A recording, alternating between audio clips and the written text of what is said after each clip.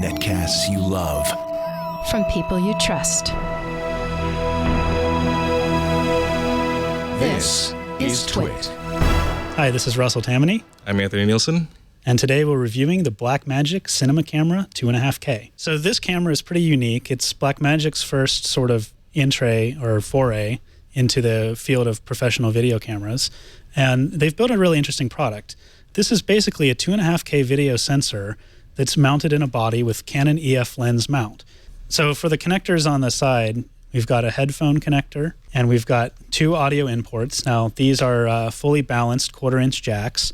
There's an SDI out connector as well. And below that is a Thunderbolt connector, which can be used for recording the video directly to a Mac or for looking at scopes, but it can't be used for transferring files off.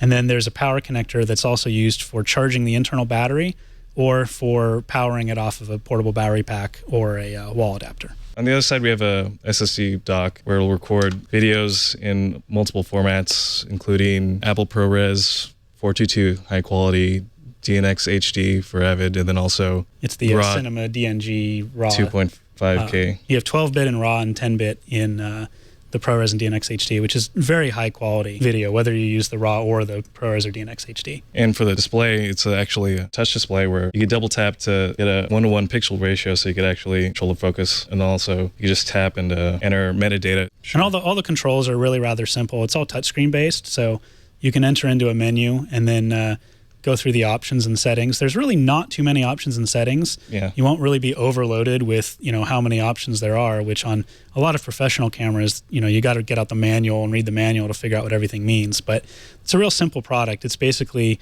what type of format you want to record in, what's your ISO and white balance, really not much other than that.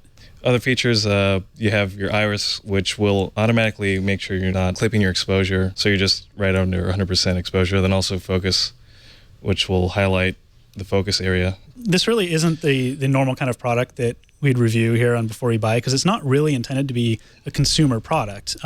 It's really intended to be a professional video recorder. And, as being a professional video recorder, there's sort of some limitations to that, this produces some absolutely stunning quality video. However, you're not going to just take it out of the box and get that level of video without having either the right equipment or the right production and the right preparation. So one of the things that you might notice is that it's not easy to just grab and hold. It doesn't really have a way to hold it steady. You really want to have like a follow focus setup. You want to have a mounting rig, a cage. Yeah. You want to have all of this gear that you bolt onto it so that you can effectively utilize this camera. So it doesn't necessarily come ready to shoot and ready to go. Obviously, you're going to need a lens. One of the interesting things is that the crop factor is somewhere between 2.3 and 2.4x. And that's relatively significant because your general crop cameras are only around 1.6 to 1.7. And it can take your 35 millimeter lens and turn it into an 85 millimeter telephoto. And then there's also a compatibility list. Not every single Canon EF lens works with the aperture control or works perfectly with it. So you still might want to take a look at that list before assuming it's going to work with your lenses. Yeah. We should also mention that this camera comes in a Micro Four Thirds. Yeah, so there's a Micro Four Thirds. Which is closer to the the Micro Four Thirds is a lot closer to the actual native sensor size. One of the big features this camera touts is 13 stops of dynamic range. Having 13 stops of dynamic range, what that means in practice is that you can shoot a scene that has a lot of contrast, like from dark to bright, but what you get back out of that file is sort of more like a raw image. It's a lot like what you'd get out of a DSLR without processing the image at all. So it's sort of like, you haven't applied contrast and saturation, sort of like color grading. So what you see in the film profile when you get it back is a very flat and neutral image. And at first you're wondering like, why is this, image look like this? Yeah. This camera is supposed to be amazing.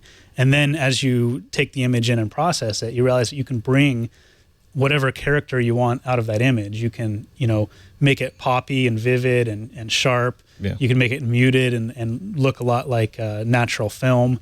And you have all the latitude of actually working with the video once you get it back to make creative decisions, in your timeline, where I had this 38 minutes of video and now I could go in and take each individual section and decide how I wanted to process that section and how I wanted it to look and what color profile I wanted it to have.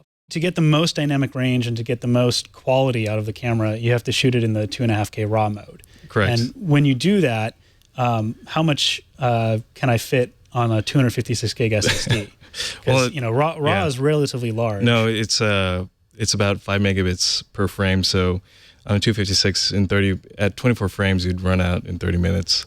Okay, And so for every 30 minutes, you're going to have about 250 gigabytes of video. correct. And then not only that, you're going to have to ingest it using Blackmagic's DaVinci Resolve, which you actually include with this, which is a pretty good deal considering that's $1,000. Yeah, so that's Blackmagic's kind of color grading and processing software.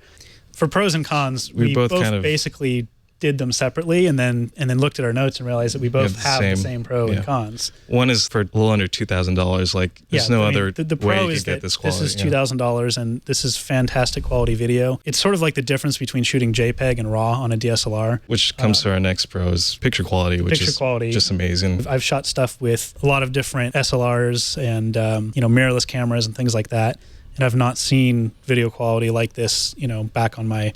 You plug it back in, load the video up in Premiere or Final Cut, and you look at the video, and you're just like, "Wow, this is, this is production quality. This is something that you could put out on a major network." Which leads to my next pro, which is the reason why you can tweak that image is the recording formats, which, on an SLR you'll have MPEG-4. Yeah, an SLR already records to some sort of compressed, or lossy, AVC, kind of format where you get this kind of compressed look, and now you have to take that compressed stuff and edit it and compress it again. What about your cons? So the first major con that I noticed was the audio issue. You can't. The onboard mic is really terrible. It's basically just so you have audio on your track so you could sync up your clean audio that you use on a recorder. It's not after the intended fact. to be used as an actual definitely audio not. track. No. And it picks up the fan noise. And even when you use the 1/4-inch jacks on the side, they are balanced. And so you can use an actual XLR microphone with them with the right cable. However, it won't provide phantom power. And the audio quality of it just didn't seem that great. So I would highly recommend using an external recorder and then just syncing the audio up. Another con is there's no media management on the camera itself. You're going to have to pull the hard drive out.